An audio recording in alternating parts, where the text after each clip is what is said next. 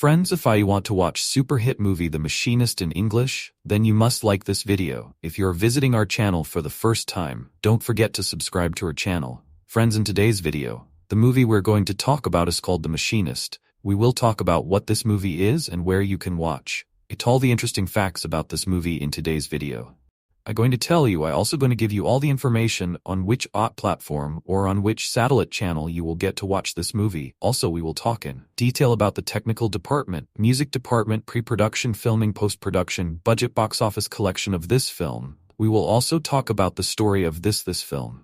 And I will also give you a small review of the story of this film. Apart from this, we'll discuss about the facts of this film's storyline, star cast, actors' performance in the film, and which character has played which role. That's why I request you friends to watch this video till the end, so let's start the video.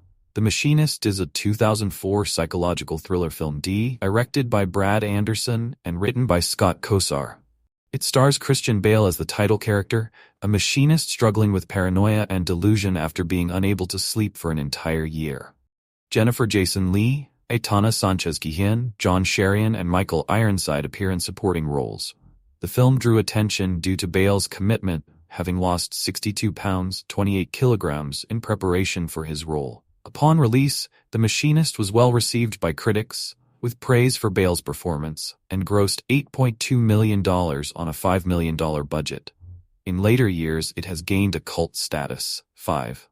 Plot: Trevor Resnick is a machinist whose insomnia has led to him becoming emaciated.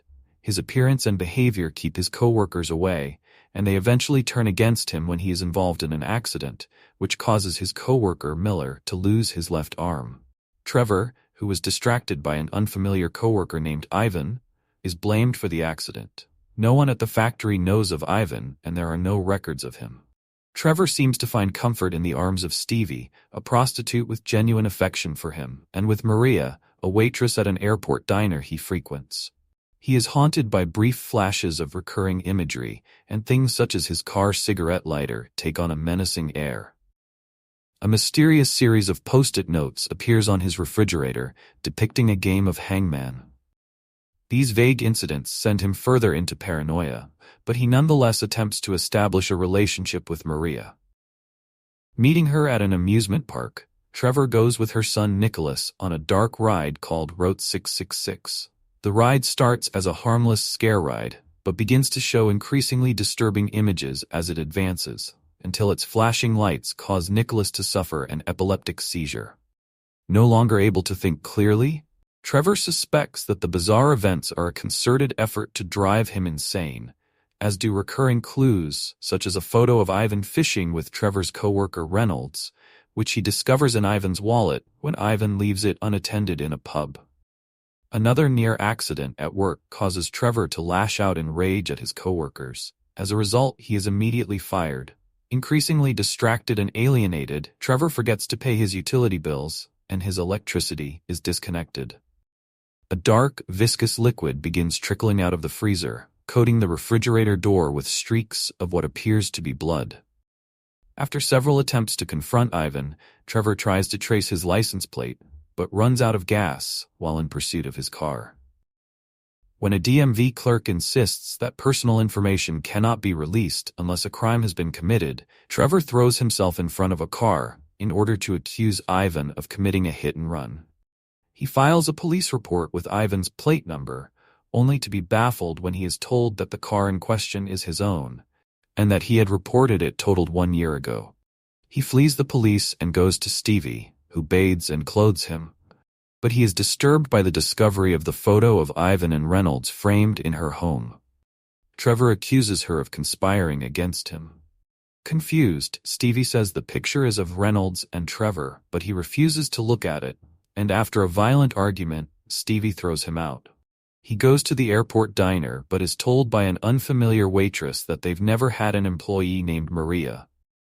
The waitress at the counter tells Trevor she has served him every day for a year, and, in all that time, he spoke so little that she thought he was mute. Trevor sees Ivan take Nicholas into Trevor's apartment and, fearing the worst, sneaks inside. Nicholas is nowhere to be seen and doesn't respond to Trevor's calls. Trevor confronts Ivan in the bathroom, and Ivan tells him, "You know he's dead." Trevor, believing Ivan has killed Nicholas and his body is in the bathtub, attacks and seemingly kills him. He pulls back the shower curtain, only to find the bathtub empty. He goes to the refrigerator and opens it to find rotting fish, matching those in the fishing photo, which he at last realizes was of himself with Reynolds, just as Stevie claimed. Trevor hallucinated Ivan's presence in the photo. Trevor takes a rolled-up carpet containing Ivan's body to the ocean to dispose of it, only for the rug to unroll as he does so and reveal nothing inside. Ivan, unharmed, approaches Trevor from behind and laughs as he tells Trevor that he has some explaining to do. Trevor stares into a mirror at home, repeating the words, "I know who you are." He remembers that 1 year prior, a then-healthy Trevor ran over and killed a boy, identical to Nicholas, after taking his eyes off the road to use the car's cigarette lighter, which was witnessed by the boy's mother. Identical to Maria. Trevor fled the scene in his car, and the resulting guilt became the root of his insomnia, emaciation, and repressed memories. Ivan was a figment of Trevor's imagination and a manifestation of his guilt. He fills the missing letters on the hangman note, spelling out killer. The next day he puts all his personal items in boxes meant to be donated as he tells his landlord. He briefly considers going to the airport to escape, but instead drives to police headquarters. He is accompanied by a silent but encouraging Ivan, who bids him an approving farewell outside the station as he enters and confesses to the hit and run. 2 police officers escort Trevor to a cell, where after stating that he only wants to sleep, he does, for the first time in a year. Cast Christian Bale as Trevor Resnick, Jennifer Jason Leigh as Stevie John, Sharian as Ivan, Aitana Sanchez Gijon as Maria, Michael Ironside as Miller, Lawrence Gilliard Jr. as Jackson as Larry Gilliard, Reggie Cathy as Jones, Anna Massey as Mrs. Shrike, Matthew Romero as Nicholas, Robert Lahm as Supervisor Furman, Colin Stinton as Inspector Rogers, Craig Stevenson as Tucker Production. Despite its setting in California, the film was shot in its entirety in and around Barcelona, Spain. It was produced by the Fantastic Factory label of Filmax and Castelao Productions. Christian Bale strenuously dieted for over 4 months prior to filming, as his character needed to look drastically thin. According to a biography of Bale written by his former assistant, this daily diet consisted of water, an apple, and 1 cup of coffee per day, with the occasional whiskey, approximately 55 to 260 calories. According to the DVD commentary, he lost 62 pounds, 28 kilograms, reducing his body weight to 120 pounds, 54 kilograms. Bale wanted to continue down to 99 pounds, 45 kilograms, but the filmmakers would not allow it due to health concerns. In fact, the target weight to which the 6 feet, 183 centimeters, Bale dropped was intended for a much shorter actor, but Bale insisted on seeing if he could make it anyway. At the end of filming, he was left with just 6 weeks to regain enough mass to be ready for the screen test for his role in Batman Begins, which he achieved through weightlifting and binging on pizzas and ice cream. Brad Anderson hurt his back during filming and directed much of the film while lying on a gurney. The name Trevor Resnick is derived from Trent Reznor, the founder and primary creative force behind the industrial rock band 9 Inch Nails, and the original script had 9 Inch Nails lyrics on the first page. 9. Other 9 Inch Nails tributes include early press articles describing Resnick as experiencing a downward spiral. However, the strongest literary influence is the Russian novelist Fyodor Dostoevsky. In the DVD commentary, writer Scott Kosar states that he was influenced by Dostoevsky's novel The Double. The character Resnick is shown reading Dostoevsky's The Idiot early in the film. When Resnick is riding the Route 666 attraction, one of the faux marquees reads Crime and Punishment. The number plate Resnick is reading from the red convertible 743 CRN is the reverse of his Dodge NRC 347. In Dostoevsky's The Brothers Karamazov, the character who is visited by a devil is named Ivan. In the 1969 film, Ivan and his devil are played by the same actor, Kirill Lavrov. At the end of the film, as Resnick is sitting in his cell, he's wearing a shirt reading Justice Brothers. Reception box office. The Machinist opened on 22nd of October 2004 in 3 theaters in North America and grossed $1,082,750, with an average of $21,553 per theater, ranking 45th at the box office. The film's widest release was 72 theaters and it grossed 1,082,515 in North America and 7,120 in other countries for a total of $8,203,230. Critical response. The Machinist has a score of 77% on Rotten Tomatoes, based on 142 reviews and an average rating of 6.6. The critical consensus states, Brad Anderson's dark psychological thriller about a sleepless factory worker is elevated by Christian Bale's astonishingly committed performance. On Metacritic, the film has a score of 61 based on reviews from 32 critics, indicating generally favorable reviews. Roger Ebert gave the film 3 stars out of 4 and stated in his review for the film, the director Brad Anderson, working from a screenplay by Scott Kosar, wants to convey a state of mind, and he and Bale do that with disturbing effectiveness. The photography by Xavi Jimenez and Charlie Jimenez is cold slates, blues and grays, the palette of despair. We see Trevor's world so clearly through his eyes that only gradually does it occur to us that every life is seen through a filter. We get up in the morning in possession of certain assumptions through which all of our experiences must filter. We cannot be rid of those assumptions, although an evolved person can at least try to take them into account. Most people never question their assumptions, and so reality exists for them as they think it does, whether it does or not. Some assumptions are necessary to make life bearable, such as the assumption that we will not die in the next 10 minutes.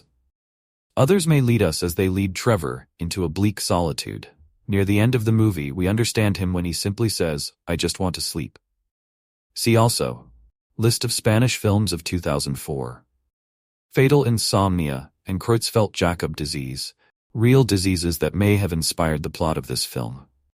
Insomnia, 2002 film. A Beautiful Mind film. Memento film. Christian Bale lost more than 60 pounds in preparation for his performance as the gaunt, troubled Trevor Resnick in The Machinist. If you were any thinner, Stevie tells him, you wouldn't exist. Trevor Resnick weighs 121 pounds and you wince when you look at him. He is a lonely man, disliked at work, up all night, returning needfully to 2 women who are kind to him. Stevie, a hooker, and Marie, the waitress at the all-night diner out at the airport. I haven't slept in a year, he tells Marie. Christian Bale lost more than 60 pounds to play this role, a fact I share not because you need to know how much weight he lost, but because you need to know that it is indeed Christian Bale. He is so gaunt, his face so hollow, he looks nothing like the actor we're familiar with. There are moments when his appearance even distracts from his performance, because we worry about him. Certainly we believe that the character Trevor is at the end of his rope, and I was reminded of Anthony Perkins' work in Orson Welles' The Trial, another film about a man who finds himself trapped in the vise of the world's madness. Trevor works as a machinist. There's a guy like him in every union shop, a guy who knows all the rules and works according to them and is a pain in the ass about them. His coworkers think he is strange, maybe he frightens them a little. His boss asks for a urine sample. One day he gets distracted, and as a result, one of his coworkers loses a hand. The victim, Miller, Michael Ironside, almost seems less upset about the accident than Trevor is. But then Trevor has no reserve. No padding. His nerve endings seem exposed to pain and disappointment. Stevie, Jennifer Jason Leigh, is a consolation. They have sex, yes, but that's the least of it. She sees his need. Trevor is reading Dostoevsky's The Idiot, and perhaps there is a parallel between Stevie and Nastasia, Dostoevsky's heroine, who is drawn to a self-destructive and dangerous man. Leigh has played a lot of prostitutes in her career, but each one is different because she defines them by how they are needed as well as by what they need. Marie Aitana Sanchez-Gijon is the other side of the coin, a cheerful presence in the middle of the night. You're lonely, she tells Trevor. When you work graveyard shift as long as I have, you get to know the type. She wonders why he comes all the way out to the airport just for a cup of coffee and a slice of pie. She wouldn't mind dating him. Then there is the matter of Ivan, John Sharian, the distracting and disturbing co-worker who perhaps contributed to the accident. He lost some fingers in a drill press once, and the docs replaced them with his toes. I can't shuffle cards like I used to, he says. Nor, apparently, can he punch in on the time clock. The guys at the shop claim he doesn't exist. Is Trevor imagining him? And what is the meaning of the post-it notes that look like an incomplete version of a hangman puzzle? The Machinist has an ending that provides a satisfactory, or at least a believable, explanation for its mysteries and contradictions. But the movie is not about the plot, and while the conclusion explains Trevor's anguish, it doesn't account for it. The director Brad Anderson, working from a screenplay by Scott Kosar, wants to convey a state of mind, and he and Bale do that with disturbing effectiveness. The photography by Xavi Jimenez and Charlie Jimenez is cold slates, blues and grays, the palette of despair. We see Trevor's world so clearly through his eyes that only gradually does it occur to us that every life is seen through a filter. We get up in the morning in possession of certain assumptions through which all of our experiences must filter. We cannot be rid of those assumptions, although an evolved person can at least try to take them into account. Most people never question their assumptions, and so reality exists for them as they think it does, whether it does or not. Some assumptions are necessary to make life bearable, such as the assumption that we will not die in the next 10 minutes. Others may lead us, as they lead Trevor, into a bleak solitude. Near the end of the movie, we understand him when he simply says, "I just want to sleep." I usually try to avoid watching a film again unless it's been more than 10 years since I last saw it, and then it's usually a film that I've rated 10/10 to see if I still think it deserves that rating. Not only do I feel The Machinist deserves that rating, but it is among my top 10 favorite films, along with Eraserhead, Donnie Darko, Koyaanisqatsi, Psycho, and 2001, A Space Odyssey. Notice that all those films were made either outside the Hollywood studio system or by directors within the system who had complete artistic control. No studio in Hollywood would touch The Machinist. Too small and dark for us. Make it more understandable.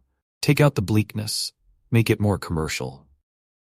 I understand that production companies must make a profit in order to survive, but the result is so much forgettable rubbish. And it seems that's just what the majority of the movie-going public wants. I just took a look at the top-grossing films for 2018. Mostly superhero garbage. Not a single film I'd consider watching. The Machinist was produced by a Spanish company and filmed in Barcelona. One of the caveats of the deal was that the cast must include a Spanish actor in a major role. The lovely Aitana Sanchez Gijon was chosen to play Marie, the little boy's mother and waitress at the airport coffee shop. Not a bad deal, as she enhances the film in more ways than one. The film ended up making a $3 million profit. Of course, the most fundamental thing that makes this film great is Scott Kosar's clever screenplay. I knew I wanted to try to write a movie that was in the spirit of Kafka, Dostoevsky, an existential story about a man in a crisis who is undergoing a horrible odyssey. References to Dostoevsky are peppered throughout the film. A copy of The Idiot on Trevor's table, the words crime and punishment appear on the Route 666 ride, the little boy's epileptic seizure. The film really needs to be watched more than once, because you will miss all the clues along the way, unless you already know how it ends. Director Brad Anderson and Spanish composer Roque Baños studied Hitchcock's films in preparation for making this film, and though it feels sacrilegious to say so, I think this is a better film than anything Hitchcock made, even though I've given a few of his films top ratings. Like many of Hitchcock's films, it's a thriller that involves mistaken identity, but it is also a heart-wrenching tragedy, leading to a catharsis that you don't find in Hitchcock. I love Psycho, but it doesn't elicit the emotional response from me that The Machinist does. One of the things that I like about Psycho is the atmosphere it creates. The feeling that you've entered into an unfamiliar, eerie but fascinating world. Anderson also succeeds at this, and that was his intention. The plot is one thing, but what's more important to me was the tone of this film. The sense of, the feeling of the movie, the kind of uneasiness, the disconcerting feel of the film. And so much of that comes, of course, from the way it looks, but also for me, the music was essential. Indeed, just as he channeled Hitchcock's visual style, Baños seems to have channeled Bernard Herrmann's musical sensibilities right down to the use of the theremin. And I mustn't overlook Christian Bale's contributions to the project. Not only was his enthusiasm for the role one of the big reasons the film found a producer, but his dedication to realizing Kosar's vision of Trevor as a walking skeleton led him to lose over 60 pounds, which made his performance so believably disturbing. Sadly, it seems this was a one-off for Anderson, who has been directing mostly for television since this film, though I admit I haven't seen any of his other feature films. No one ever died of insomnia. I rather enjoyed penning this 10 months ago, as my review tells you everything and nothing. Talks around the film, rather spoiling it, and hopefully my human reactions and responses persuade you to watch this panic attack of a film sometime. My spoiler-free review is also the lucky 16th chapter of my recently self-published book, Tales I Tell Myself, and the opening paragraph used for the body of the reverse cover of a book I'm immensely proud of. Here follows some promotional fluff, my original spoiler-free review in full, and both my YouTube and Rumble channel readings of my review direct-to-camera on a sunny morning late last summer. You, dear reader, are then free to decide if you wish to join in with the ethos of the read-along concept, or simply read my reproduced review, or of course sail on the electrical river to your next destination in the Matrix. I wish you well. But please stop putting post-it notes on my refrigerator, thanks. Is it 1:30 a.m. again? It's 1:30 a.m. and I have a confession to make. It's always 1:30 a.m. when you haven't slept for what seems like an entire year, and someone is messing with your mind by leaving post-it notes on your refrigerator.